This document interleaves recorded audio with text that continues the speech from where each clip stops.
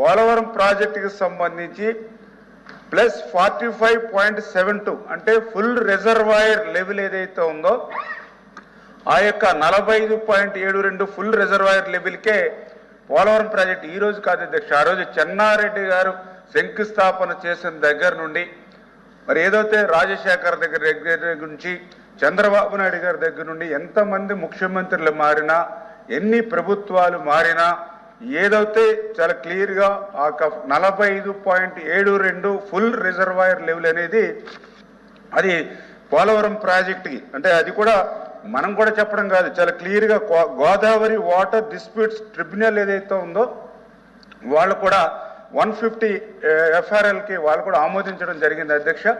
దాని ప్రకారమే ఆ రోజు ఉన్నటువంటి తెలుగుదేశం ప్రభుత్వం కూడా ఆ 45.72 ఫుల్ రిజర్వాయర్ లెవెల్కే ఆ రోజు ఎస్టిమేషన్స్ కూడా 2019లో 55,656 కోట్లకి ఆ రోజు టెక్నికల్ అడ్వైజరీ కమిటీ శాంక్షన్స్ కూడా ఆ రోజు ప్రభుత్వం తీసుకోవడం జరిగింది అధ్యక్ష.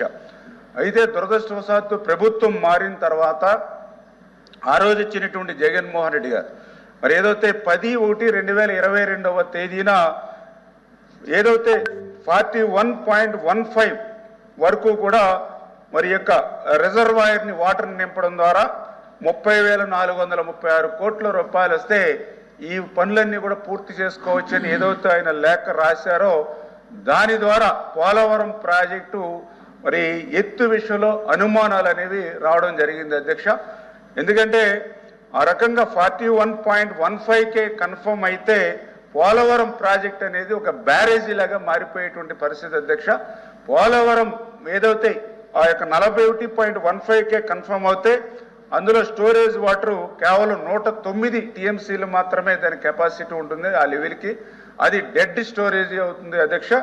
అందువల్లే అది ప్రాజెక్టులా బ్యారేజ్ అయిపోయేటువంటి ప్రమాదం ఉంది అనేటువంటి విషయాన్ని మరి ఆ రోజు ప్రభుత్వం గుర్తించుకోకుండా, ఎందుకంటే ఆ రోజు 25 ఎంపీలు ఇవ్వండి ఆ రోజు పాదయాత్రలో జగన్మోహన్ రెడ్డి గారిని అడిగితే ఆయనకి ఉభయ సభల్లోనూ కలిపి దగ్గర 32-33 మంది ఎంపీలని అటు లోక్సభ కానీ ఇటు రాజ్యసభ కానీ ఎంపీలను ఇస్తే మరి ఆయన ఏ ఒత్తిళ్ళకి లొంగి ఏం మాట్లాడారో తెలియదు. కానీ మరి ఆ యొక్క పోలవరం ప్రాజెక్టుని ఆ యొక్క 41.15కే మాకు ఈ అమౌంట్ ఇవ్వండి ఆయన లేఖ అడగడం అనేది ఒక రకంగా పోలవరం ప్రాజెక్టుకి చేటు చచ్చేటువంటి విషయం అధ్యక్ష. ఎందుకంటే వాస్తవంగా పోలవరం ప్రాజెక్టు ఆ యొక్క 45 మరి ఏదైతే ఆ యొక్క 72కి ఏదైతే ఉందో అది 194 TMCల నీటిని మనం నిలువ చేసేటువంటి సామర్థ్యం ఉంటుంది దానివల్ల.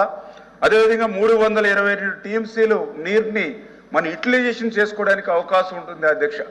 అదేవిధంగా ఏదైతే ఆ 45కి మనం కన్ఫర్మ్ అవడం ద్వారా 7.2 లక్షల ఎకరాలకు కొత్తగా మనం ఆయకట్టుని ఇవ్వడానికి అవకాశం ఉంటుంది అధ్యక్ష. అదేవిధంగా 23.5 లక్షల ఎకరాలకి స్థిరీకరణ చేయడానికి అవకాశం ఉంటుంది అధ్యక్ష. అదేవిధంగా 28.50 లక్షల జనాభాకు త్రాగునీరు ఇవ్వడానికి అవకాశం ఉంటుంది. అదేవిధంగా ఏదైతే పోలవరం రైట్ కెనాల్ ద్వారా ఇటు కృష్ణాకి వాటర్ తీసుకొచ్చి తద్వారా శ్రీశైలం ద్వారా బ్యాక్ వాటర్తో రాయలసీమకి మనం యొక్క గోదావరి జలాల్ని బ్యాక్ వాటర్ ద్వారా శ్రీశైలం నుంచి కృష్ణా వాటర్ ఇవ్వడానికి అవకాశం ఉంటుంది అధ్యక్ష. అదేవిధంగా ఏదైతే లెఫ్ట్ కెనాల్ ద్వారా అటు ఉత్తరాంధ్రకు అదేవిధంగా విశాఖపట్నానికి త్రాగునీరుకి అదేవిధంగా విశాఖపట్నం స్టీల్ ప్లాంట్కి, అంటే ఎందుకు చెప్తున్నామంటే ఇన్ని రకాలైనటువంటి బహుళ ప్రయోజనాలు ఉన్నటువంటి పోలవరం ప్రాజెక్టు మరి ఏదైతే 194 TMCలు నీరు నిల్వ ఉన్నప్పుడే ఈ ప్రయోజనాలన్నీ కూడా సాధ్యమవుతాయి అధ్యక్ష. అంటే ఏదైతే ఈ యొక్క ప్రాజెక్టు కూడా చాలా క్లియర్గా ఏదైతే ఆ 45.72 ఏదైతే ఉందో మరి అక్కడి వరకు నీటిని నిల్వ చేస్తేనే ఈ ప్రయోజనాలన్నీ కూడా మనకు సమకూరుతాయి అధ్యక్ష. కానీ ఈ ప్రయోజనాలన్నిటి కూడా కాలరాచి గత ప్రభుత్వం ఏదైతే 41.15కి మరి కొంతమేర అంటే ఆ నిధులు తెచ్చుకోవడంలో, అంటే ఏ కేంద్ర ప్రభుత్వం నిధులు తగ్గిస్తే తొందరగా వస్తే ఆ నిధులు ఏదైనా డైవర్ట్ చేసుకుని ఉపయోగించుకుందాం అనేటువంటి ఆలోచనతో వెళ్ళిందేమో తప్ప పోలవరం ప్రాజెక్టుని ముందుకు తీసుకెళ్లేటువంటి ఉద్దేశం వస్తే గత ప్రభుత్వం చేయనటువంటి విషయం స్పష్టంగా అర్థమవుతున్నటువంటి పరిస్థితి అధ్యక్ష.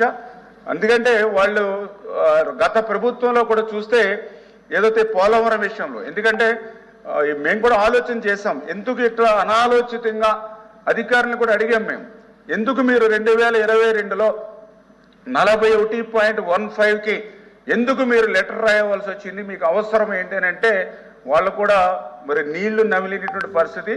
ఆఫ్ రికార్డులో మాకు అర్థమయ్యేది ఏంటంటే ఈ రకంగా కనుక మనం పంపితే 55,000 కోట్ల నుంచి 30,000 కోట్ల వరకు కూడా పరిమితం అవుతుంది. కాబట్టి కేంద్ర ప్రభుత్వం ఏదైనా ఇంకా బ్యాలెన్స్ అమౌంట్ ఓ 10,000 15,000 కోట్లు ఇస్తే దాన్ని ఏదో రకంగా డైవర్ట్ చేసుకుందాం అంటే నిధులు తెచ్చుకుని డైవర్ట్ చేసుకోవడంలో ఉన్నటువంటి శ్రద్ధ ఈ పోలవరం ప్రాజెక్టు యాక్చువల్ డిజైన్ ప్రకారం చేద్దామనేటువంటి ఆలోచన గత ప్రభుత్వానికి లేనట్టుగా కనిపించినటువంటి పరిస్థితి అధ్యక్ష.